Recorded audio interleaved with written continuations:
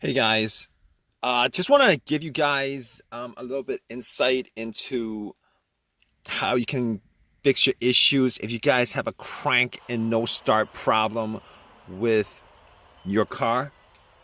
So basically, this happened to me a couple of days ago. I went shopping at a Kohl's and spent maybe like an hour there. Came back to my car and was all set to go back home, and bam, it cranked. Everything else worked. Everything worked. It cranked, but it didn't. It didn't. It didn't crank over.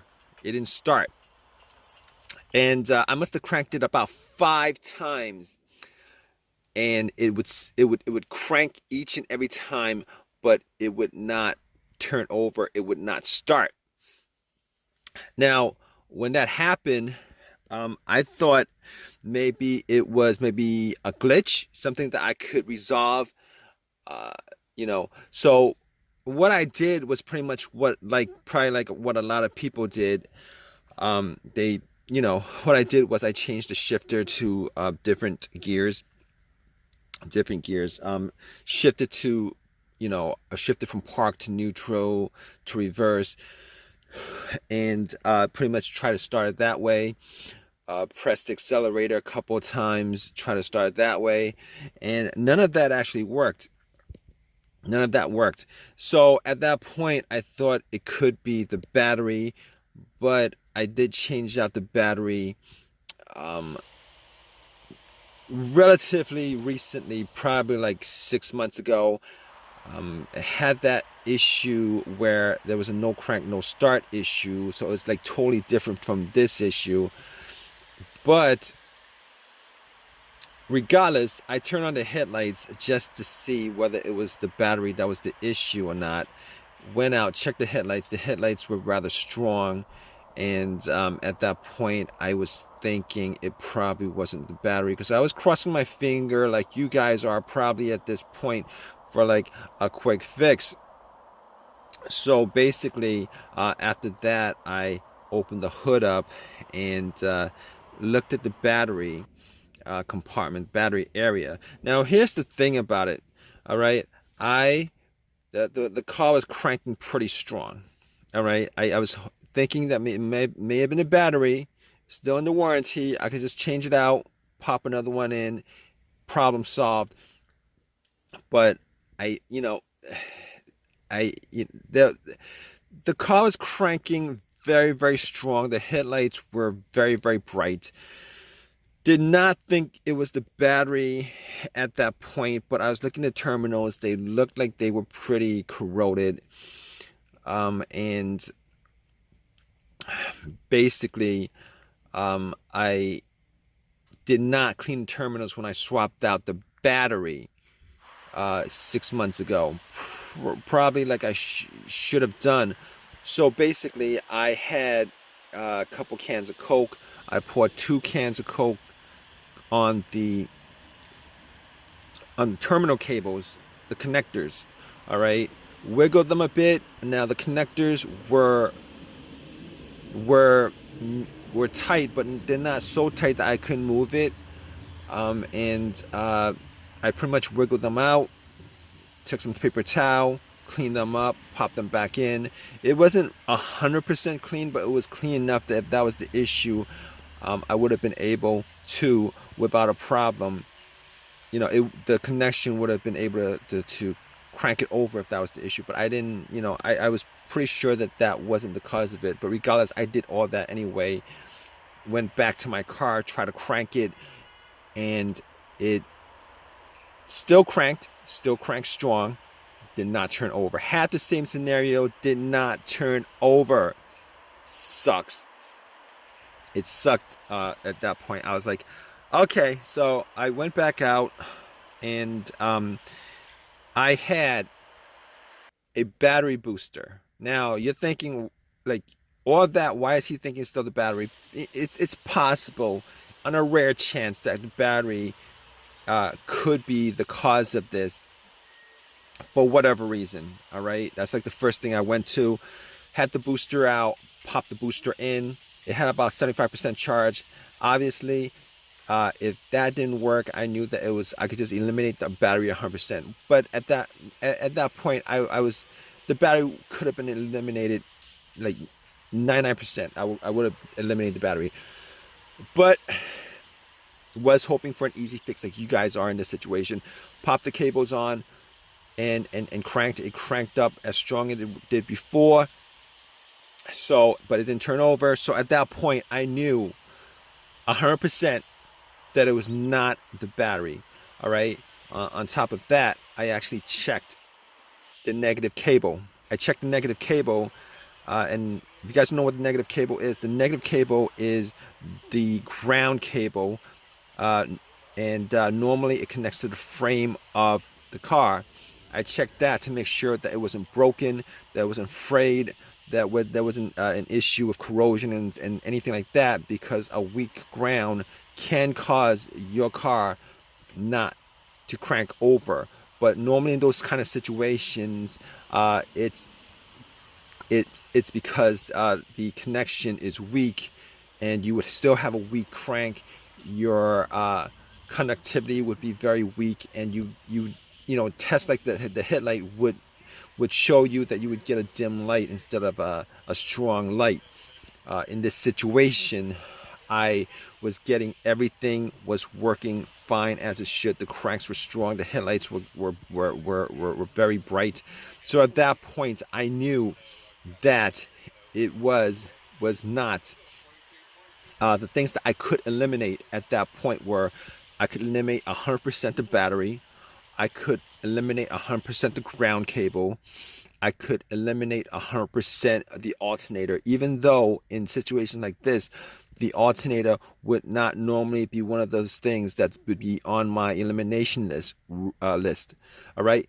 Normally, if the alternator was the issue, the car would have died out with the engine running, or would have died out with the engine with the car on the road while driving. That's 100% of the time.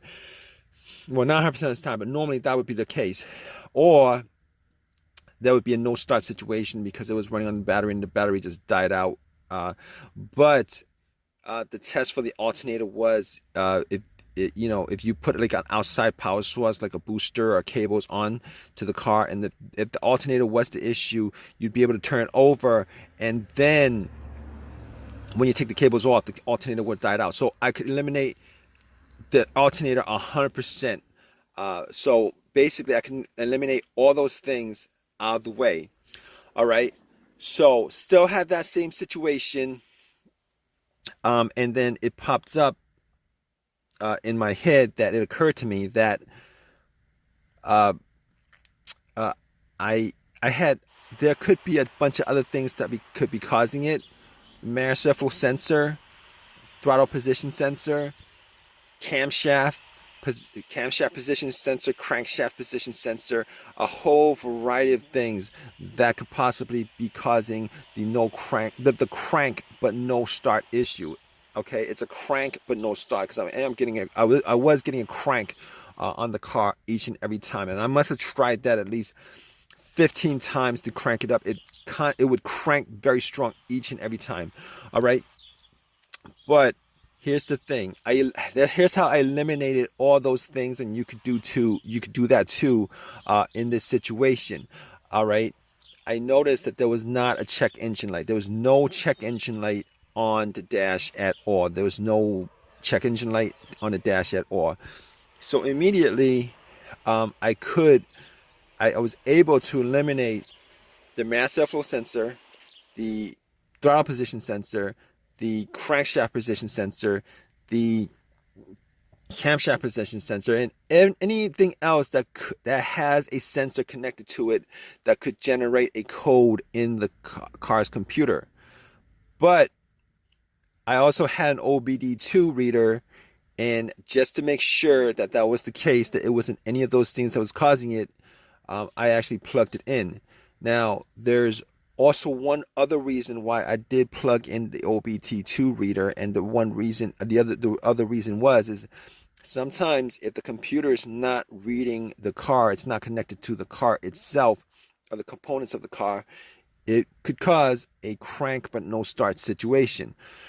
All right, and you could test that out with an OBD2, a cheap OBD2 that you could get from Walmart for 20 bucks. If you plug it in, and somewhere, sometime when it's when it's reading the codes, it doesn't analyze it all the way. It stalls on when it's reading.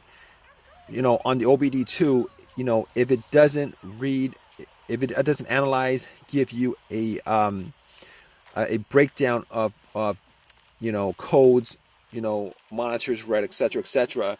Normally in these situations, it means that there's a disconnect between the car and the and the computer itself, the ECU, ECM, PCM, all those things are the car's computer. Now I plugged it in, it scanned it all the way through 100%, gave me a whole readout of everything. Obviously, as I thought, there were no codes, all the monitors were good, everything was, it gave me a readout. So once it gave me a readout, I was sure that there was no, I was like 99% sure that it wasn't any of those things that had a sensor connected to it. Now, here's the thing about it. I did take the cables off the battery, and that would actually, you want to do that before you take the cables off the battery. But because I had no check engine light, I was 100% sure that it wasn't any of those things. 100%, okay? So basically, I was left with a couple of things that could be causing the crank but no start situation. All right, as far as easier things that I could just resolve on the spot, if there was an AutoZone close by, fuses, relays, possibly the ignition switch, possibly the fuel pump. So I had all those things to consider, 4 of those things considered. So I pretty much limited troubleshooting this whole entire thing to four things. Okay. So I popped up the fuse. I was looking at all the fuses just to see whether there were any kind of signs of a burnt fuse, brownish on the top or something like that. Any kind of smell of a burnt plastic or something like that. I could. Everything looked fine as far as the fuse was concerned. I did not have a fuse tester on me. I could not test out every one of the fuses, but all the fuses looked fine. All right. Which pretty much brought me to the fuel pump and the relays. All right, here's the thing with the fuel pump. Now, before I even did the test, I was sitting in my car thinking that it may have been the fuel pump or the fuel pump not operating. So I did this test, and you guys could do it too, but normally it takes 2 people, all right, one to listen to the car where the gas cap is. You would take the gas cap off, and you would try to listen to a priming sound. All right, one person would be in the car turning the car to the on position. The on position is the position before it cranks. Normally you don't want to crank it, because what happens is if you crank it, that noise, the cranking noise, is going to drown out the noise from the whizzing of the priming of the fuel pump. All right, and the priming of the fuel pump is pretty much the motor in the fuel pump working. All right, now there was nobody else with me, so I was sitting in my car, turned everything off, rolled up all the windows, and I put the car into the on position. And I did it a couple of times. Turn it off, push it to the on position, turn it to the on position, turn it off, turn it to the on position. Was not able to hear, to make out a sound inside the car. All right, whether the pump was priming or not, it was not able to hear a whizzing sound, a motorized sound, either way. So after that, I looked at the fuses and looked at the relays. Especially for the fuel pump, and I thought it could have been the fuel filter, but normally with the fuel filter, you could at least get the car to start, to turn over, and then it would die out because if the fuel filter was blocked or something like that. Okay, so I did not think in that situation it was the fuel filter, because I cranked it at least 15 times. It never actually turned over at least once. So basically I found the relay to the fuel pump, and I was able to swap out for a similar relay. All right, and once I swapped it out, was able to turn it, got into my car, and then cranked it, and guess what, guys? Boom! It turned on, turned over, car was running, turned off, did it again, it was running.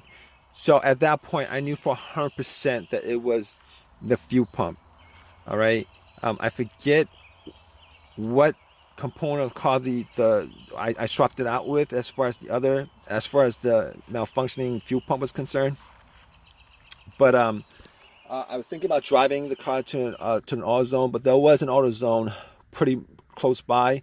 Went to the AutoZone, got the fuse pump relay, got another relay for it, swapped it, put everything back together, and all set. Everything was good, simple fix, and haven't had an issue since. That was a couple of days ago. Turn on, turn off, turn on. Everything works the way it's supposed to. So it was the fuel pump relay that was the problem. All right. So if you guys are in this situation, hopefully your fix was as simple as the fix that I had on the car. And if it's not, hope that it's something a little bit more, not something that's like the fuel pump itself. But in any case, if you guys troubleshoot, go through the steps that I kind of went through as far as troubleshooting this whole entire issue, you guys, 90% of the time, you guys probably will get an answer for the issue with your car. All right. Regardless, please leave a comment in the comment section. Guys, please give me a thumbs up. Please subscribe. All right, guys. Take care.